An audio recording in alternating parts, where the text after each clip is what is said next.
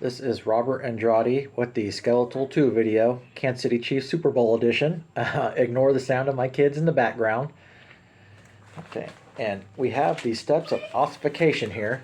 There's only 4 on this page because this is the ossification of the fetal stages.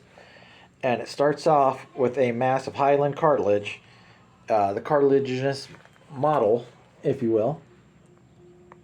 Oh gosh, you can't see that. I thought drawing in colored pencils would help. But on to the next one. The next one, it's going to start to form the periosteum. I have that colored out, and the edge is starting to thicken up there. And the cartilage here is going to calcify. And the next step is going to develop the primary ossification center, which is in the diaphysis. There's no vessels forming up here yet. I got carried away drawing. Let me show you what I got so far. And then on to the next one, the secondary calcification center. Ossification, not calcification, occurs in the epiphyses on both ends. And where they meet is separated by the epiphyseal line. While it's still growing, it's called the epiphyseal plate or the growth plate. Once it stops growing, it's the epiphyseal line.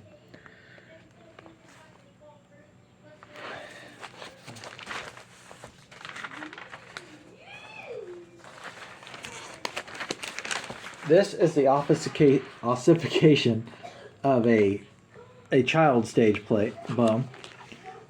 You can see up here we got the epiphyseal plate on both ends, and the compact bone has started to form on the diaphysis, and the medullary cavity has vessels in it. And that leads us to the final picture of ossification, the adult stage. Epiphyseal plates are gone. They're just epiphyseal lines because it's not growing anymore. We got the articular cartilage at both ends of the epiphysis.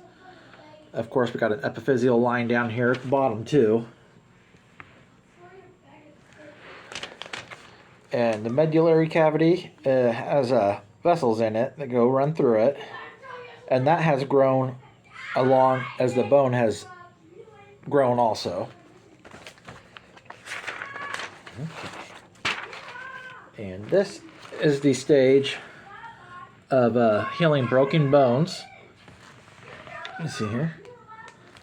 This first one here, the blood's going to leave ruptured blood vessels, and it's going to form a hematoma here. As you can see, this is a complete break. It goes throughout the whole diaphysis, medullary cavity, of course. So yeah, that hematoma is there.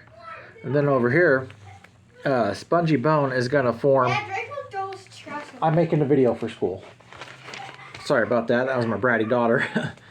So spongy bone is going to form in the regions close to the blood vessels, and further out, the fibrocartilage is going to form. Okay. And the third stage of healing a broken bone is that the kids are yelling, I can't concentrate. A hard bony callus is going to replace the fibrocartilage. Kind of drew that in pink a little bit, but it's not dark enough. And then the next one, osteoclast, is going to remove all that excess bone. And then the new bone is going to be much like new. Okay. And 5 types of fractures. The first one I can remember with easy is compound, because that's just the most gruesome to see to me. It's where the bone breaks and protrudes from the skin. Next one is a spiral, which is caused from excess twisting of the bone. Comminuted is a complete break, and it's fragmented into bone pieces. I'd call it shattered myself. Fissured is an incomplete longitudinal, which means up and down on the bone. It's almost like a crack to me. And then transverse is a complete break, is straight through the whole diaphysis, and it's at a right angle with the access of the bone. And the last type of fracture is an oblique, and that is a break in the bone, but it is not at a right angle. It's kind of slanted.